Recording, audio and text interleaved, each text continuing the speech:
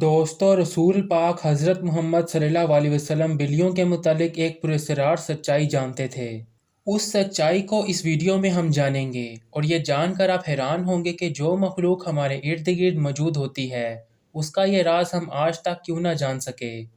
اس video میں ہم بلیوں کے متعلق کئی گہرے راز جانیں گے، اور یہ جانیں گے کہ بلیوں کو حضرت آدم علیہ السلام کی پیدائش کے فوراً بعد ہی کیوں پیدا کیا گیا۔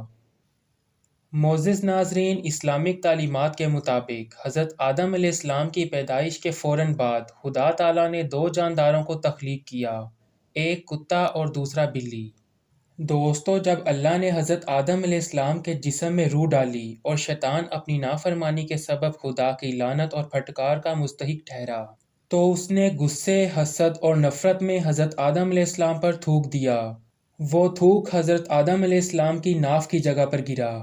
اللہ تعالیٰ نے حضرت جبرائیل علیہ السلام کو حکم دیا کہ جس جگہ پر شیطان کا تھوک گرا ہے اس جگہ سے اتنی مٹی حضرت آدم علیہ السلام کے جسم سے نکال دو۔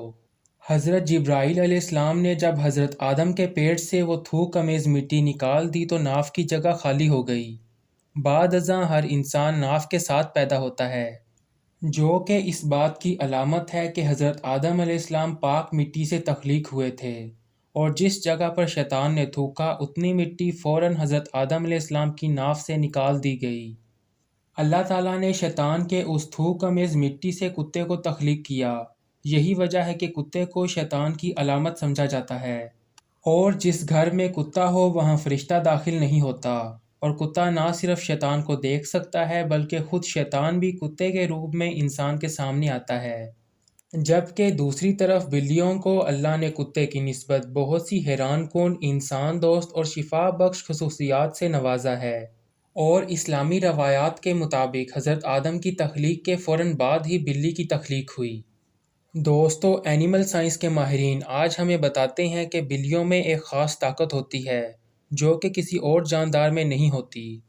سائنس کہتی ہے کہ بلی کو انسانی لمس بے حد پسند ہوتا ہے، اور قدرت نے بلی کے لمس میں انسانی بیماری ڈپریشن کا علاج رکھا ہے۔ اس کے بالوں میں ایک خاص قسم کا بیکٹیریا پایا جاتا ہے جو کہ انسانی جسم میں ڈپریشن کو کم کرنے میں مدد دیتا ہے۔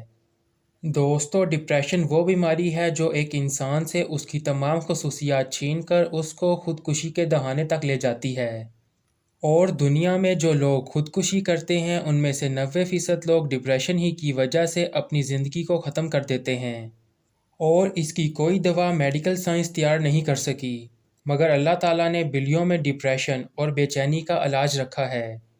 حضور پاک صلی اللہ علیہ وسلم نے ارشاد فرمایا، بلی نجس اور ناپاک نہیں ہے، بلکہ یہ تو تمہارے پاس آنے جانے والوں میں سے ہے۔ دوستو، بلی ایک پاک جانور ہے اور فرشتے کا روپ ہے۔ یہی وجہ ہے کہ بلی کو مارنے سے سختی سے منع کیا گیا ہے۔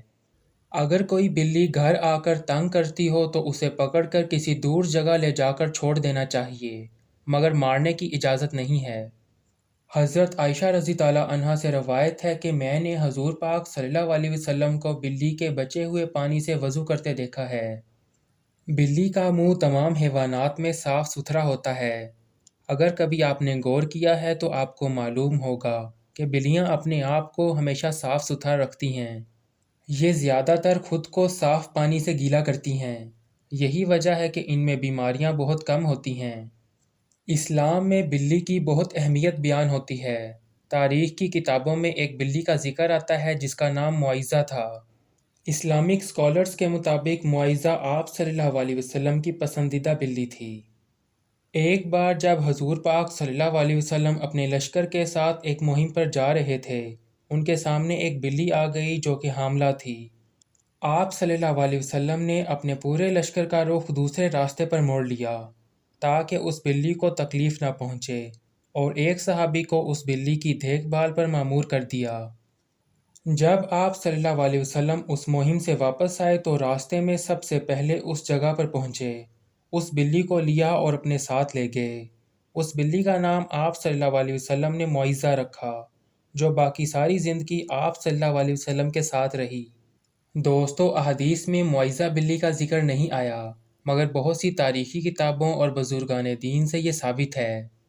معزز ناظرین، ایک بار حضرت ابو بکر رضی تعالیٰ عنہ کو بدن میں شدید تکلیف ہوئی۔ وہ تکلیف اتنی تھی کہ آپ رضی تعالیٰ عنہ نماز بھی نہیں پڑھ سکتے تھے۔ یہاں تک کہ آپ رضی تعالیٰ عنہ نے ایک دن ایک بلی کے بچے کی جان بچائی جب کچھ وحشی جانور اسے مارنے کی کوشش کر رہے تھے۔ آپ رضی تعالیٰ عنہ فرماتے ہیں کہ وہ بلی کا بچہ ان کے پاس تھا اور کچھ دنوں میں ان کے جسم کا درد ختم ہو گیا، اور ایک دن اس بلی کی ماں اسے ڈھونڈتے ہوئے آئی اور اسے اپنے ساتھ لے گئی۔ آپ رضی تعالیٰ عنہ فرماتے ہیں کہ اس دن کے بعد ان کو درد نہیں ہوا۔ اسی رات حضرت محمد صلی اللہ علیہ وسلم آپ کے خواب میں آئے اور ارشاد فرمایا، اے ابو بکر، خدا نے تمہاری تکلیف کو دور کرنے کے لیے آپ کے پاس ایک بلی کو بھیجا جس کی وجہ سے آپ کے جسم کا درد ختم ہو گیا۔ آج کی ٹیکنالوجی کے پیچھے بھاگنے والے لوگوں کو بلی کے جسم میں موجود انرجی اور طاقت کا علم نہیں، لیکن قدیم مصر کے لوگ بلیوں کی ان خصوصیات سے واقف تھے، اور یہی وجہ تھی کہ وہ بلیوں کو خود سے دور نہیں رکھتے تھے۔